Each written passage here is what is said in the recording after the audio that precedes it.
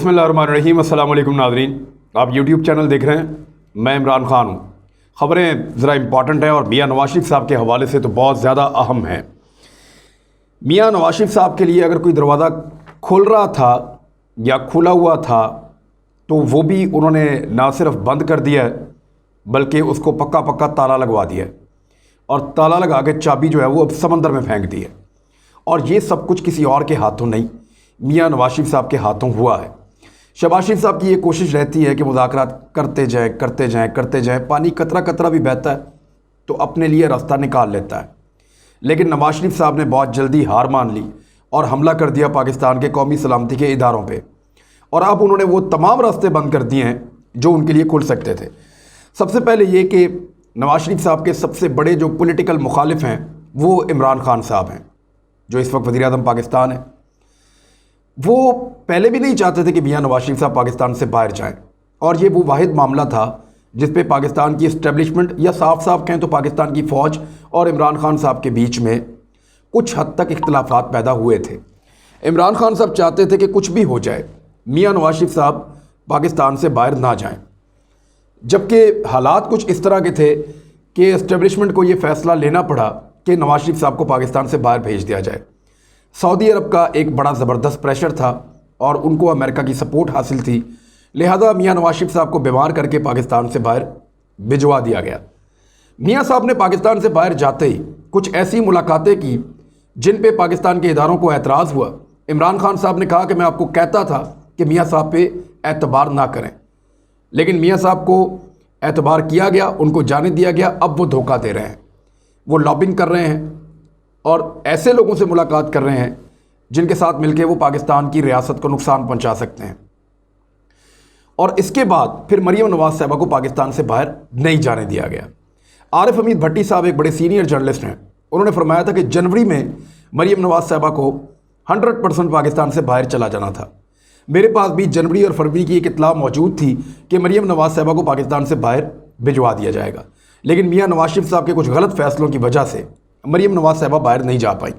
और अब जब मियाँ साहब ने अपने पाँव पे खुद कुल्हाड़ा मारा और अपनी पार्टी के ऊपर और अपनी पार्टी की सियासत के ऊपर एक खुदकुश हमला किया, तो उसके बाद हुकूमत ने फ़ैसला किया है, ये अब फैसला हुआ है और बड़ा फाइनल फ़ैसला है कि मियाँ नवाज़ शरीफ साहब को वापस लाने के लिए एक मुकम्मल तैयारी की जाए, तमाम वसाइल इख्तियार किए जाएँ, जो जो वसाइल हैं उनको इस्तेमाल किया जाए, नैब अपने केसेस को हतमी शक्ल दे, जो बाकी जिन जिन इदारों की सपोर्ट चाहिए वो भी ली जाए, और बरतानिया की हुकूमत से जिस जिस लेवल पे बात करनी पड़े उस लेवल पे जाके बात करें और हर हाल में मियाँ मोहम्मद नवाज़ शरीफ को पाकिस्तान वापस लाया जाए। वरना मुस्तकबिल में ये एक और अल्ताफ़ हुसैन पैदा हो सकता है, और अगर मियाँ नवाज़ शरीफ अल्ताफ़ हुसैन बन गए तो ये अल्ताफ़ हुसैन से बहुत ज़्यादा मुश्किल आदमी साबित होंगे। उसकी एक वजह है, वो ये है कि नवाज़ शरीफ साहब सिर्फ कराची जैसे या हैदराबाद जैसे एक शहर के लीडर नहीं रहे हैं, वो 3 दफ़ा पाकिस्तान के वज़ीर-ए-आज़म रहे हैं। उनको दुनिया इस हवाले से जानती है, उनकी बात दुनिया सुनेगी भी। और मियाँ नवाज़ शरीफ साहब पंजाब के एक अहम तरीन सूबे के वज़ीर आला भी रह चुके हैं और उनके भाई भी यहाँ पे 3 मरतबा वज़ीर आला रह चुके हैं, बल्कि उनके भाई यहाँ पे एक बहुत मजबूत पॉलिटिकल शख्सियत हैं और उनकी पार्टी भी यहाँ पे खासी मजबूत है। आज बहुत बुरे हालात के बावजूद उनके जलसों में लोग आ जाते हैं। तो इसका मतलब ये हुआ कि मियाँ नवाज़ शरीफ साहब को अगर अल्ताफ़ हुसैन बनने की तरफ उन्होंने ये सफ़र तय किया और बरतानिया में उनको सपोर्ट मिल गई और वो फिर पाकिस्तान वापस ना आए, तो वो अल्ताफ़ हुसैन से 10 गुना ज़्यादा ख़तरनाक साबित हो सकते हैं। लिहाजा उनको हर हाल में वापस लाना होगा। ये फ़ैसला अब हुकूमत वक्त ने कर लिया है और वो तमाम वसाइल बरूए कार लाएगी, जितने वकला हायर करने पड़े, जिस जिस लेवल पे बात करनी पड़ी, हर लेवल पे जाके बरतानवी हुकूमत पे दबाव डाला जाएगा कि मियाँ साहब को डिपोर्ट कर दिया जाए और मियाँ साहब को पाकिस्तान के हवाले किया जाए। अगर मियाँ साहब पाकिस्तान वापस आ जाते हैं तो अब उनके साथ कोई गुंजाइश या उनके पास किसी किस्म का कोई पॉलिटिक्स करने का पाकिस्तान के अंदर मौका उनको फराहम नहीं किया जाएगा। ये चीज़ें तय पा चुकी हैं, लेकिन उसके लिए ज़रूरी है कि पहले मियाँ साहब को वापस लाया जाए। अब इस माहौल में एक बड़ी इंपॉर्टेंट मुलाकात हुई है। मुलाकात का जो एलामिया है उसके अंदर कुछ शेयर नहीं किया गया, लेकिन मैं आपको बता देता हूं कि जो एलामिया, पहले वो पढ़ के आपको बताता हूं जो ISPR ने जारी किया है। ये मुलाकात हुई है। जो ISPR की स्टेटमेंट है पहले वो आपके सामने रखता हूँ। General sir Nicholas Patrick Carter, chief of defence staff CDS UK, called on chief of army staff general Qamar Javed Bajwa today. आज जो है वो बरतानिया के CDS कहते हैं जी, chief of defence staff general sir Nicholas Patrick Carter, ये आर्मी चीफ से आज मिले हैं और matters of mutual interest including strengthening of bilateral security and defence cooperation between the two armies were discussed during the meeting. The visiting dignitary acknowledged Pakistan Army's continued efforts for regional peace and stability, particularly Pakistan's efforts for Afghanistan peace process and achievements in fight against terrorism. अच्छा, ये statement हमें बहुत दफ़ा मिलता है। जब भी कभी ये ना बताना हो ना कि अंदर क्या हुआ है, तो इस तरह का एक गोल मोल स्टेटमेंट आता है कि आर्मी चीफ की मुलाकात हुई बरतानिया के chief of the defence staff के साथ और उस मुलाकात के अंदर बाहमी दिलचस्पी के उमूर पे तबादला ख्याल किया गया और जो बायलैटरल दो तरफ़ा जो सिक्योरिटी के हमारे एक ताल्लुकात हैं और डिफेंस की जो कोऑपरेशन है, जो आपस में हम दिफाई लिहाज से एक दूसरे की मदद करते हैं, उसको मज़ीद मजबूत करने का फ़ैसला किया गया और इन चीज़ों के ऊपर डिस्कशन की गई। साथ ही साथ बरतानिया ने तारीफ़ की पाकिस्तान की फ़ौज की कि उन्होंने अफ़गानिस्तान में अमन के लिए किरदार अदा किया और ख़ित्ते में दहशतगर्दी के ख़ात्मे के लिए किरदार अदा किया। ये गोल मोल स्टेटमेंट है। जब मीटिंग में क्या हुआ ये आपको ना बताना हो तो फिर आप इस तरह का एक गोल मोल स्टेटमेंट दे देते हैं और ये स्टेटमेंट नॉर्मली तमाम दुनिया के इदारे, तमाम दुनिया की जो हुकूमतें हैं या इस्टेब्लिशमेंट है, उनके पास ये स्टेटमेंट मौजूद होते हैं, वो ये जारी कर देते हैं। लेकिन ये बड़ी मानी खेज़ मुलाकात है। चंद दिन पहले एक साबिक वज़ीर आज़म ने, जो इस वक्त बरतानिया में मौजूद है, पाकिस्तान के आर्मी चीफ और पाकिस्तान के DGISI के ऊपर इंतहाई संगीन इल्ज़ामात लगाए हैं और उनको बहुत सारी चीज़ों के लिए ज़िम्मेदार करार दिया है।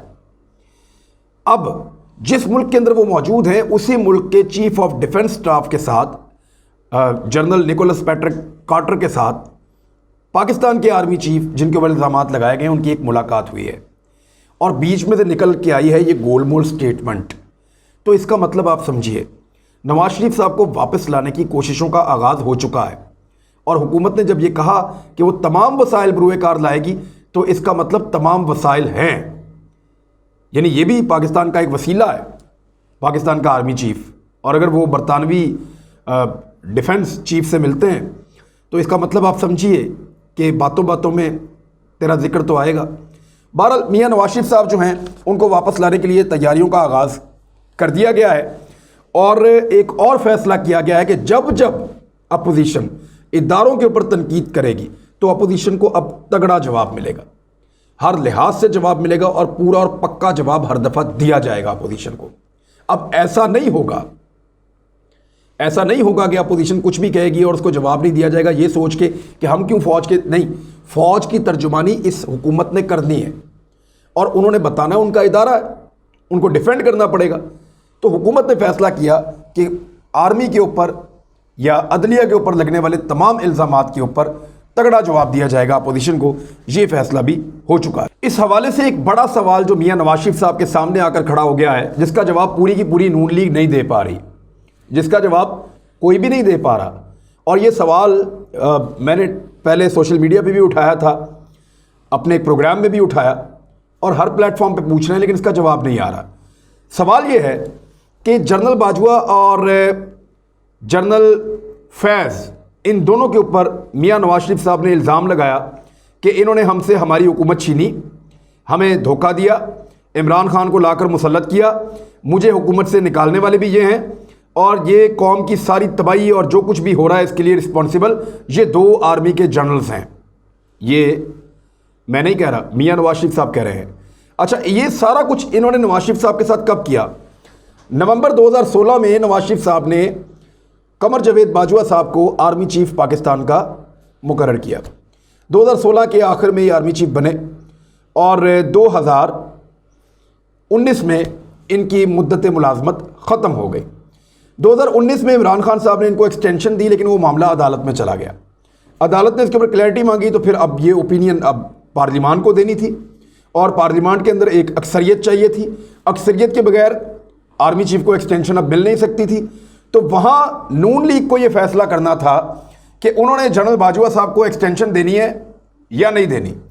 अब होना तो ये चाहिए था कि नवाज शरीफ साहब, क्योंकि ये समझते थे कि तमाम गुनाहों और तमाम चीज़ों के लिए वो रिस्पॉन्सिबल समझते थे जनरल बाजवा को, तो फिर वो एक्सटेंशन ना देते।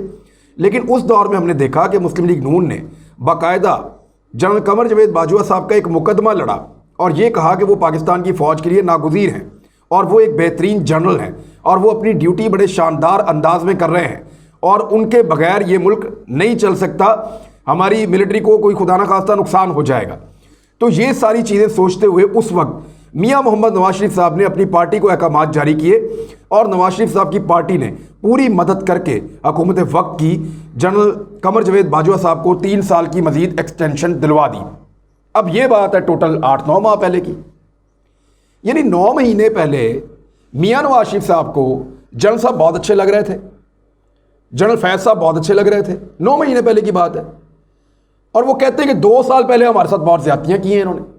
ये कैसे हो सकता है कि 2 साल पहले आपके साथ इतनी बड़ी नाइंसाफियां और इतनी सारी ज्यादतियां आपके बकौल एक आर्मी के जनरल ने की हैं, जो मिलिट्री चीफ है, आर्मी चीफ है, और आप उनको 9 महीने पहले आप उनको एक्सटेंशन दे रहे हैं।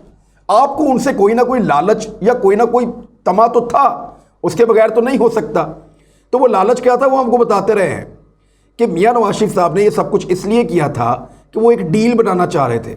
उनको लगता था कि उनको पाकिस्तान से बाहर निकाल दिया गया है, उनको एनआरओ भी मिलेगा, उनको बाइज्जत बरी भी किया जाएगा, उनकी बेटी को भी पाकिस्तान से बाहर भेजा जाएगा और उनको दोबारा सियासत के अंदर एक्टिव भी कर दिया जाएगा। लेकिन फ़ौज ने उनकी ये ख्वाहिशात पूरी नहीं की। वो मुलाकातें करते रहे अपने भाई के थ्रू, अपने लोगों के थ्रू, और फाइनली उन्होंने मोहम्मद ज़ुबैर साहब को भिजवाया। मोहम्मद ज़ुबैर साहब को जब आर्मी चीफ ने साफ साफ इनकार कर दिया कि हम इसमें आपकी कोई मदद नहीं कर सकते, सियासी मामलात को पार्लियामेंट में ले जाएं और कानूनी मामलात को अदालत में ले जाएं, हमारा इसमें कोई लिंक नहीं है, तो फिर उसके बाद मियां नवाज शरीफ साहब ने हिम्मत हार दी। और अब मियां नवाज शरीफ साहब सारे इल्ज़ामात उन्हीं आर्मी चीफ पे लगा रहे हैं जिनकी एक्सटेंशन उनके बगैर हो ही नहीं सकती थी। उन्होंने खुद एक्सटेंशन दी है और खुद ही इल्ज़ामात लगा रहे हैं। ये जो नैब के चेयरमैन नवाज शरीफ साहब लाए, खुद ही इल्ज़ामात लगा रहे हैं। इलेक्शन कमीशन है, खुद ही लेकर आए, खुद ही इल्ज़ामात लगा रहे हैं। जो जो चीज़ें पाकिस्तान में की वो मियां नवाज शरीफ साहब ने की और उसके ऊपर इल्ज़ामात भी मियां नवाज शरीफ साहब खुद ही लगाते हैं। लेकिन आने वाले वक्त में मियां साहब को अब पाकिस्तान वापस आना पड़ेगा। ये बहुत टफ डिसीजन हो चुका है और इनको वापस लाए बगैर अब एस्टेब्लिशमेंट भी ये समझ गई है और हुकूमत भी कि इनको वापस लाए बगैर गुजारा मुमकिन नहीं होगा, क्योंकि ये लगातार एक दर्द-ए-सर बने रहेंगे। अब आ रहे कैप्टन सफदर की गिरफ्तारी के मामले पे। आज एक बड़ी अजीब चीज़ देखी, शायद आपने भी नोट की हो, कि कैप्टन सफदर की गिरफ्तारी के ऊपर सिंध हुकूमत की इतनी सफाइयां पीपल्स पार्टी ने पेश नहीं की जितनी नून लीग ने पेश कर दी हैं। यानी नून लीग बार बार कह रही है हमें यकीन है कि सिंध हुकूमत का इसमें कोई ताल्लुक नहीं है, हमें यकीन है कि सिंध हुकूमत का इससे कोई लेना देना नहीं है। यानी सिंध हुकूमत खुद पाकिस्तान पीपल्स पार्टी शर्मिंदा है। उनका अपना जो सरकारी लॉयर्स हैं वो जाके अदालत में कह रहे हैं जी कोई ज़मानत देने की ज़रूरत नहीं है, इनको गिरफ्तार रखें। अदालत में उनका सारी जमात का, उनकी हुकूमत का मौक़िफ़ कुछ और था। बाहर आके वो कहते हैं जनाब ने ये बहुत बड़ी ज़्यादती हो गई है। मजम्मत भी कर रहे हैं, किसी पुलिस वाले को भी फारिग नहीं किया। मजम्मत भी कर रहे हैं, किसी से जवाब तलबी भी नहीं की। मजम्मत भी कर रहे हैं, किसी को शोकाज भी नहीं किया। मजम्मत भी कर रहे हैं और सवाल भी नहीं कर रहे। यानी ये एक अजीबोगरीब पीपल्स पार्टी की स्ट्रेटजी है। लेकिन हो क्या रहा है, PMLN सिंध हुकूमत को हर हाल में प्रोटेक्ट करना चाहती है। पीपल्स पार्टी ना चाहे तब भी वो चाहती है। मिसाल के तौर पे अगर पीपल्स पार्टी खुद भी कह देती है कि हमने कैप्टन सफदर को गिरफ्तार किया था, हम एडमिट करते हैं, और कैप्टन सफदर ने गलत किया था, PMLN फिर भी पीपल्स पार्टी से लड़ाई नहीं करेगी। जरदारी साहब ने इतना ज़बरदस्त गेम खेला है, मुस्लिम लीग नून को लाके वहाँ खड़ा कर दिया जहाँ तनहा होना उनका गुजारा ही नहीं है। मुस्लिम लीग नून को वहाँ ला के खड़ा कर दिया है, उस जगह पे लाके खड़ा कर दिया है जहाँ पे अगर वो अकेले हो गए तो उनकी तबाही है। उनको अपने साथ खड़े होने के लिए मॉरल सपोर्ट चाहिए। मौलाना फजलुर रहमान साहब की सूरत में हो, चाहे पीपल्स पार्टी की सूरत में हो, चाहे छोटी दीगर पार्टीज हो, लेकिन पीपल्स पार्टी मेन पार्टी है जिसके बगैर गुजारा नहीं हो सकता नून लीग का। तो नून लीग और पीपल्स पार्टी के सारे नखरे उठाएगी, क्योंकि पीपल्स पार्टी मुस्लिम लीग नून की और मौलाना साहब की मजबूरी बन चुकी है। वो इस लड़ाई में इस लेवल तक आगे चले गए हैं जहाँ पीपल्स पार्टी नहीं गई। पीपल्स पार्टी ने उनको बड़ी कामयाबी से धकेला और धकेल के ला के पाकिस्तान की फ़ौज के सामने और पाकिस्तान की अदलिया के सामने ला के दोनों को खड़ा कर दिया और ख़ुद वहाँ पे आके खड़े नहीं हुए। अब PMLN और मौलाना साहब पीपल्स पार्टी को आवाज़ें देते हैं कि हमारे साथ आके खड़े हो जाओ, और पीपल्स पार्टी कहती है आप आगे चले, हम आ रहे हैं। ये सिचुएशन है पीपल्स पार्टी की इस वक्त। ये जो स्ट्रेटजी थी वो इतनी ज़बरदस्त बनी है कि वो हुकूमत की भी ज़रूरत बनते जा रहे हैं, इस्टेब्लिशमेंट की भी ज़रूरत बनते जा रहे हैं कि इनको तो निकालो बीच में से, और अपोजिशन की भी ज़रूरत बनते जा रहे हैं। तो बड़ी कामयाब हिकमत अमली से उन्होंने सबके लिए अपने आप को लाज़िम व मलज़ूम करवा लिया है। ये है पीपल्स पार्टी, जिस पे ख्वाजा आसिफ कह रहे थे कि इन पर ट्रस्ट नहीं किया जा सकता, तो ट्रस्ट तो वाकई नहीं किया जा सकता। और पीपल्स पार्टी ये कहती है कि नून लीग पर ट्रस्ट नहीं किया जा सकता, लेकिन नून लीग से पीपल्स पार्टी ने बदला ले लिया उस बात का, जब नवाज शरीफ साहब ने जरदारी साहब को कहा कि जाओ जाके ईंट से ईंट बजाओ। जरदारी साहब ने आके पाकिस्तान के फौजियों को धमकी दी कि तुम 3 साल के लिए आते हो, हम तुम्हारी ईंट से ईंट बजा देंगे।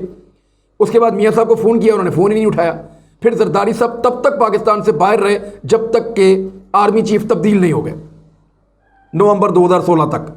तो जरदारी साहब फिर दुबई में ही रहे, उसके बाद वापस ही नहीं आए पाकिस्तान। तो नून लीग ने एक दफ़ा धोखा किया था इनके साथ, अब उसी तरह का धोखा जो है वो पीपल्स पार्टी ने नून लीग के साथ पूरा गेम कर दिया है। अब कुछ भी हो, वो खुद भी गए, हमने कैप्टन सफदर को पकड़ा था, कैप्टन सफदर ने गलत किया वहाँ नारे लगा के, फिर भी PMLN उनके नखरे उठाएगी और वो ये कहेगी, कोई ना कोई बहाना बना के जान छुड़ाएगी। सिंध पुलिस के अकाउंट से एक ट्वीट हुआ और उस ट्वीट में ये कहा गया कि गिरफ्तारी कानून के मुताबिक हुई है। अपने ऑफिशियल अकाउंट से उन्होंने ट्वीट किया था, लेकिन बाद में जो हो वो ट्वीट पुरस्कार तौर पे फिर डिलीट कर दिया गया, और आप जानते हैं किसने डिलीट करवाया होगा और उसके पीछे क्या रीज़न होगा। बहरहाल सिंध पुलिस ने अपनी मौक़िफ़ दे दिया था वन लाइनर में, एक ट्वीट में, कि कैप्टन सफदर की गिरफ्तारी बिल्कुल आइन और कानून के मुताबिक हुई है और उसमें कोई दबाव और कोई गलत चीज़ नहीं है।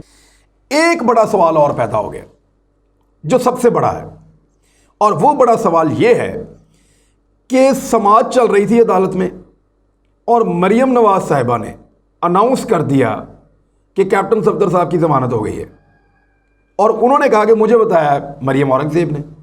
ये कैसे हो गया? ये बहुत बड़ा सवाल है। पाकिस्तान की अदलिया पे उंगलियां उठ जाती हैं इन बातों की वजह से, इदारों पे उंगलियां उठ जाती हैं इन बातों की वजह से। ये तो जजेस पे उंगलियां उठाते हैं, आर्मी पे उंगलियां उठाते हैं, हर इदारे पे उंगलियां उठाते हैं, यहाँ पे उंगली कोई क्यों नहीं उठा रहा? कि मरियम नवाज बैठी प्रेस कॉन्फ्रेंस कर रही हैं, वहाँ पे समाज चल रही है कैप्टन सफदर के मुकदमे की, ज़मानत के ऊपर अभी कोई बात ही नहीं हुई, ना किसी ने लिखा ना कोई बोला। मरियम नवाज ने यहाँ पे अनाउंस कर दिया कि मुझे पता चल गया कैप्टन सफदर साहब की ज़मानत हो गई, और आधे घंटे के बाद उनकी ज़मानत हो जाती है। फैसला आधे घंटे बाद आया, उनको आधा घंटा पहले पता है। किसने बताया? क्या ये सारा कुछ भी तय कर लिया गया था? क्या सिंध गवर्नमेंट ने इसमें ये मदद की है, या कोई इस्तेमाल हुआ है, या किसी ने ये सारा मैनेज करके दिया है? ये खेल क्या है? इसकी तलाश करेंगे इंशाल्लाह, अगले वीलॉग में आपको बताएंगे। अब तक के लिए इतनी, अपना ख्याल रखिएगा, हमारे चैनल का भी। अल्लाह हाफ़िज़।